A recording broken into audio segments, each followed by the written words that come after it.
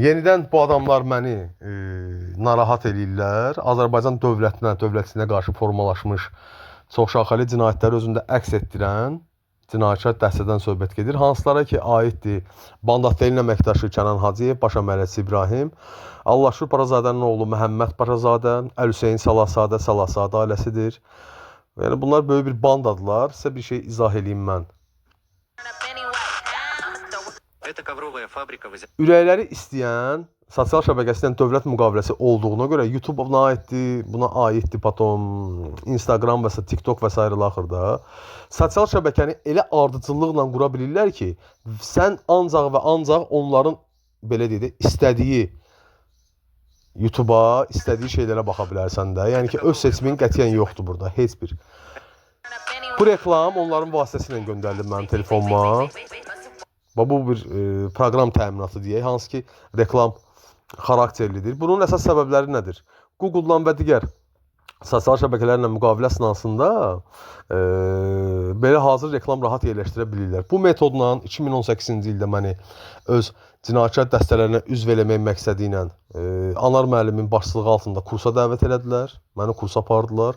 Düzdür, mən biraz təhsilə meyilli insanam. O vaxt mən kurs almaq istəyirdim ki, öz işlərimi biraz daha çox inkişaf elətdirim. Əsas bunların gəlir mənbəyləri nə idi? Proqram təminatları sənə göndərir, maraq yaratmaq üçün. Sən bunu yüklüsən telefonuna. Telefonuna həmən proqram yüklənəndən sonra yüklədiyin proqram təminatına çoxlu reklam göndərməklə öz istədiyi, belə deyək də, qumar oyunlarıdır və s. göndərə bilirlər. Məhz həmən bu metodla 2022-ci ilə qədər davam edən məşhur Kapital Bank dələduzluğunu həyata keçirirdilər. Bu metodla Azərpost dələduzluğunu həyata keçirirdilər. Bir müddət bundan əvvəl də xüsusi xidmət orqanı əməkdaşlığının əli ilə mənim mobil telefonuma daxil ola bilsinlər deyə Lalafodan istifadə elədilər. Lalafo tətbiqindən istifadə elədilər.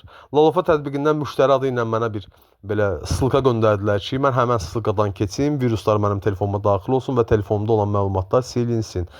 Əksər hallarda mənim hansı məlumatlar telefonum silinsin, bu kontakt nömrələr silinsin mənim mobil telefonumdan və s. ilə axır. Bunun arxasında dayanıb özünü avtoritet hesab eləyən, nə bilim, özünü belə vorzakon hesab eləyən İlqar adlı bir dənə milyoner, onun oğlu Tural, bunun arxasında dayanıb xüsusi xidmət orqanı əməkdaşı Alatava ərazisində yaşayan Vahabi, bunun arxasında dayanıb Məhəmməd Paşazadə, Allahşur Paşazadənin oğlu Əl-Hüseyn Salasadə və s. axır. Məhz bu səbəbdən 2023-cü ildə yenə bu dövlət təyyarə xidmətində işləyən Vahabinin tapşırığı ilə 2020-ci məni təcili maşından vurub öldürmək istədilər. 2021-ci ildə məni dəlixanaya yerləşdirdilər ki, güya ki, bu şəxslərin törətdiyi cinayətlər mənim bir növ fantaziyamda, beyin ürünümdür və s. axır. Çox əfsuslar olsun ki, bu cinayətkar dəstənin arxasında dayanan əsas bir şəxs bizim dəyərli nazirimiz General Polkovnik Vilayət Eyvazovun müavinidir. Hansı yeri gələndə ona şərlər, böhtanlar atılmışdı 2019-da da, 20-də də, 21-də də. Ki, mənim həmin illərdə 19-cu, 21-ci ilə qədər elədiyim şikayətlərimə baxılmasınlar. Bu cinayətkar dəstə ilə mənim tanışdığım necə baş verib? Bunların belə bir cinayətkar dəstənin aktiv üzvlərindən bir Əl-Hüseyn Salasadədir. Allahşur Paşazadənin qudasının oğludur. Qısqanclıq nəzdində o vaxtı mən elə Tedxanın əli ilə və həmən illərdə Nəsimi rayonunun hakiminin əli ilə belə bir çirkin oyun quraraq məni həbs elətdirmişdi ki, mənim danışdığım, münasibətim saxladığım Süleymanova Xəyalı adlı bir xanımla olan münasibətim əsnasında qısqanclıq nəzdində bunu eləmişdi. Yəni bunlar belə bir adamdılar. Yəni bu adamlar şizofrendilər, bunlar xəstədirlər. Və kiber cinayətkarlıq bu bandanın əsas belə deyək də cinayətkarlığı deyil. Bunlar əlavə olaraq pnevmatik, travmatik silah da satırdılar. Bunlar narkotik satırdılar. Bu adamların hamısı narkoman. Bu adamların hamısı Azərbaycan dövlətinin əleyhinə, Azərbaycan prezidentinin əleyhinə və Azərbaycan daxilində törətdikləri bir çox kiber cinayətkarlıqları yerirdilər, əlbir olduqları xarici vətəndaşların əli ilə. Və yeri gələndə Azərbaycan xalqında kimə ki nifrətləri var, kimlər ki prezidentin tərəfindədirlər, kimlər ki Azərbaycan xalqının tərəfindədirlər. Bu adamlar yenidən, necə ki Kapital Bank, necə ki Azərpost dələduzluğunu həyata keçirirdilər. Həmən variantla da sizlərin kommentariyalarınızda siz söylüb təhqir edirdiniz, təhqir olunurdunuz. Məsəl üçün, mən möhtərəm prezidentin ünvanına bir xoş söz yazanda avtomatik mən söylürdüm. Niyə? Mənim məlumatlarım yenidən gedirdi xaricə. Xarici vətəndaşları əlbir olduğu şəxslərə, band üzvlərinə və onların tərəfindən təhqir olunurdum. Və beləliklə buna deyirlər iz itirmək. Buna deyirlər beləliklə Azərbaycanda iz itirirdilər. Sabah da sən kimdən şikayət edəcəksən ki, filan kəs məni təhqir ilə qədər bu Rusiyada yaşayır, biz onu necə tutaq? Atın bloka. Sizə belə bir məlumat verəcəklər. Bu adamlar təxribatçıdırlar. Bu adamlar Azərbaycan xalqının bir nömrəli düşmənidirlər. Və yeri gələndə xüsusi xidmət orqanı TTX-nın əməkdaşları bir çox öz Vahabi əlaltıların əli ilə buna aiddir Musa, Ramil, Nofər Mahmudov, buna aiddir Cəlal və bu Vahabilər, pantürkistlər öz Vahabililərini gizlətməyə çalışırlar Əhl-i-Sünnə adından. Soruşanda deyirlər ki, yox biz Vahabi deyilik, biz namaz qılanıq. Siz namaz qılan deyilsiniz, şizofrensiz. Və sizin əsas baş şizofreniniz axmaq oturub xüsusi xidmət orqanında, inzibati binada. Əvvəl yaşayırdı Alatavada. Və həmin o şərəfsiz ləyaqətsiz. Hansı ki yerli pərəstliyi nümayiş elətdirir və yeri gələndə öz çirkin rüşvət planlarını həyata keçirə bilsin deyə ancaq öz Vahabi əlaltılarından istifadə edir.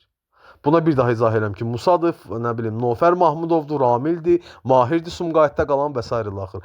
Dəfələrlə məni öz dövlət əleyhinə yaradılmış cinayətkar dəstələrinə üzv eləmək istəyiblər. Dəfələrlə bunu eləyiblər. Məni Intus oteldən işdən çıxartdılar. Məni işdən anamın ölüm günündən istifadə elədilər bunu eləsinlər deyə. Allah cəmrənləri rəhmət eləsin. Anamın ölüm günündən istifadə elədilər ki, məni işdən çıxartsınlar və həmən günü mənə gizli kamera qoşmağı təklif elədi Bandat Del. Nissan boz rəngdə Tucson markalı maşında, güya manatlıq maşın kimi özüm qələmə verdi. Ki, öz belə deyək də, cinayətkar dəstələrini günü-gündən inkişaf elətdirə bilsinlər deyə. Öz cinayətkar dəstələrini inkişaf elətdirə bilsinlər deyə istifadə edirlər narkomanlardan, narkomanların vəzifəli qardaşlarından, hansına ki, həmən onun narkomana aiddir. Nazim adında şəxs, onun prezident aparatında, bu dəqiqə prezident aparatında oturan onun polkovnik qardaşı, hansı ki, mənim şikayətlərimin qarşısını alır. Və bunlar belə bir bandadılar da, düşürlər ölkənin canına, ürəkləri nə istəyir onu eləyirlər. Arxalarında kim dayanıb? Valideynləri. Cinayətkar dəstəni kim yaradıb? Allahşu Parazadənin qohumları, Əl-Hüseyin Salahzadənin atası, özünü bu vaxtkən avtoritet sayan şəxs. Və bu adamların tək cinayətləri deyil. Mənim başıma açmadıqları oyun qalmadı. Ki, nə var, mənə şər böhtan atsınlar və məni xaçer kimi elan eləsinlər ki, öz cinayətkar dəstələrinə üzv eləsinlər. Allah bunların bəlasını versin. Mən bizim dəyərli nazirimiz Vilayət Eyvazov çox arxayınam, çox inanıram. O çox gözəl insandır. Onun arxasında deyilən bütün o şər böhtanlar elə birbaşa olaraq Allahşu Parazadənin ailəsinə aiddir. Kənan Hacıyevin ailəsinə aiddir. O Daxili İşlər Nazirliyində oturan, yeri gələndə nazirin arxası ilə danışan onun muavininə aiddir. Mən bilirəm ki, bu cinayətkar dəstə inşallah tezliklə cavabını alar, həbs də olunar. Və nəhayət ki, məndən əl çəkərlər. Günü bugünə qədər mən internetdən istifadə edəmirəm. Bu şərəfsizlərə görə. Niyə? Çünki oturub DTX-da bir dənə xüsusi xidmət orqanı Vahabisi ağzına nə gəlir onu eləyir. Pula görə bu adamlar hər şeyə hazırdılar. Bunların hamısı dövlət xainidir. Pul qazanmaq üçün öz vətəndaşının məlumatını xarici vətəndaşa göndərən şərəfsizdən hər şey gözləmək olar. Bunların düşməndən başqa bir adı yoxdur. Bunlar xalq, bunlar dövlət, bunlar millət düşmənləridirlər.